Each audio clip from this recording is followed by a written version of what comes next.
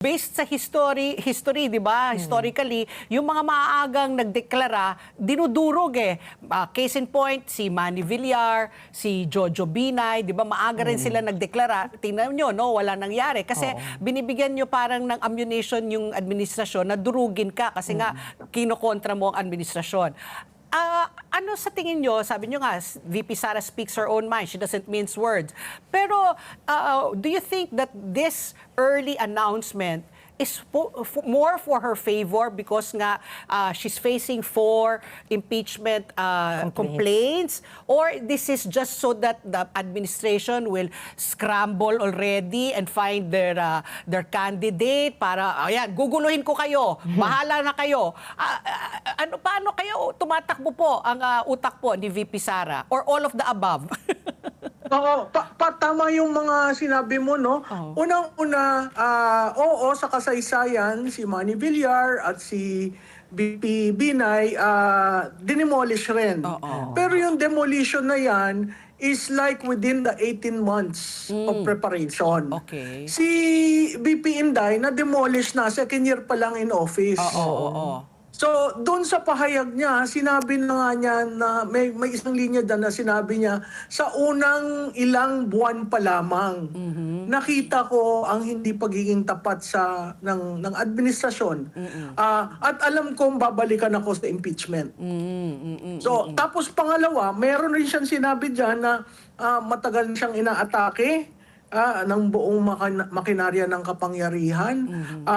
Pagkatapos, ang sinabi nga rin doon, marahil matagal na rin akong hinatulan sa mata ng iilan. So, meaning, durog na siya. Ano pa namang idudurog ninyo, di ba? So, parang sa akin, kung gagamitin mo yung barometro ng kasaysayan, tama naman na paaga ka maghayag, talagang dudurugin ka. Ito hindi pa siya naghahayag, dinurog na siya. Ito maghayag na lang ako, ano pa ba namang itatapon mo sa akin? Kumbaga nating tulusan, so go on the offensive na siya, no? Also, Prof, what do you think is the best and worst case scenario po dito sa kanya maagang pagdeklara? Well, ang best case scenario, malulusaw yung suporta sa impeachment. Ang best case scenario, makoconsolidate yung mga supporters niya sa baba dahil may leader na, may mukha na.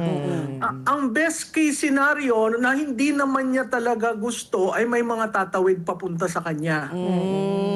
Okay? Na mga politiko, di ba? Ang best case scenario ay ang mga oligarchs Bibigyan siya ng pondo. Sandali lang, hindi seryoso na ito, di ba?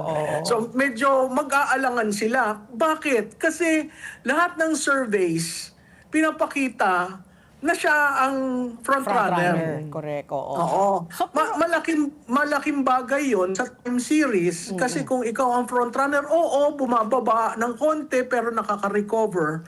Malaking bagay yon. Ang worst case scenario, tapusin ko lang, no, ang worst case scenario ide-demolish pa rin siya. Ang balita ko, 2 months siyang ide-demolish sa House bago paakyatin sa Senado.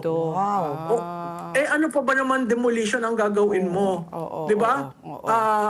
Kumbaga sa English, pulp dry na. Yeah.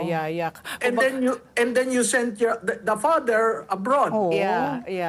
So essentially, wala siyang hahawakan kundi titindig siya sa sarili niyang lakas.